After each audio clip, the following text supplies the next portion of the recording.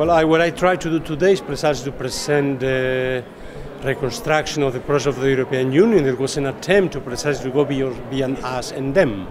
France and Germany had been at war for 75 years, and this was basically the base for the construction of a European community beyond nationals, us and them, to construct a larger us without eliminating the different us, so that we could all become many diverse us and develop a larger we Europeans, right?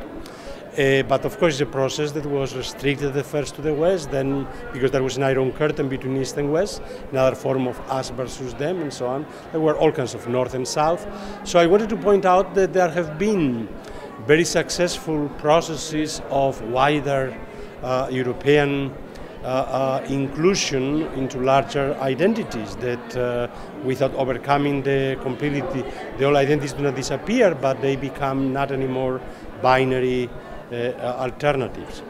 But there are still, each of these processes was had a lot of problems and challenges, and we are facing particularly very serious challenges, and especially I try to analyze the three challenges that we are going to discuss in the following days in this conference, namely Ukraine, Russia, Islam in Europe, and the refugee crisis. Whenever there are crises, there is always the temptation to redraw new boundaries or to go back to old boundaries, right? There used to be a very, very serious boundary between Northern Protestant Europe and Southern Catholic Europe, right? Even run through some countries nationally, in Holland, in the Swiss, in Switzerland, in Germany.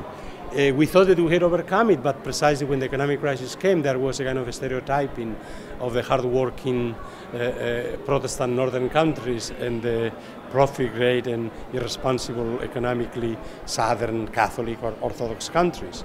And so, but you saw that interestingly, once you have this new boundary between Northern and Southern Europeans, the other boundary between us Europeans and Islam for a while disappeared. So Islam disappeared from the public sphere because we Europeans were fighting with one another, or we are drawing boundaries between us.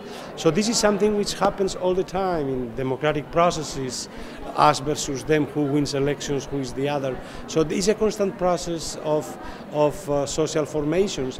We just have to be careful that these boundaries do not harden and do not attain an essential identity as if it will be natural to have them, but to realize how they are constructed, they are historical constructions, and therefore they can be changed, they can be transformed in new directions.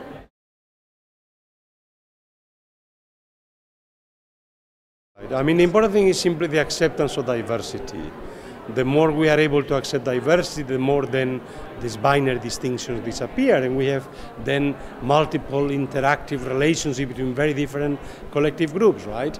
And sometimes two groups agree on something, and other two groups may have a closer relationship on another thing. The more we are able precisely to overcome these binary sharp boundaries and to realize that each of us carries flexible multiple identities, then the better it is possible to overcome this us versus them and simply recognize, yes, we have differences, we are diverse, sometimes we have common interests, sometimes we have conflicts, but ultimately it's not a sharp dividing line that cannot be overcome.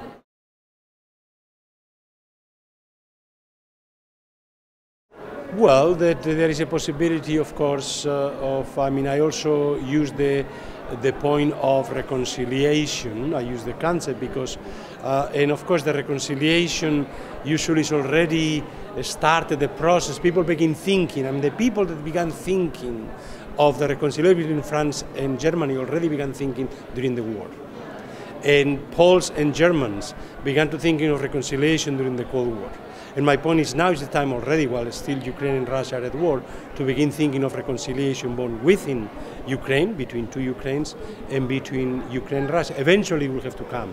This is a non-viable situation that Ukraine and Russia, two, you could say, sister peoples, and with a lot of common history, common identities, common religions, that's why usually wars between brothers are usually the worst type of conflicts.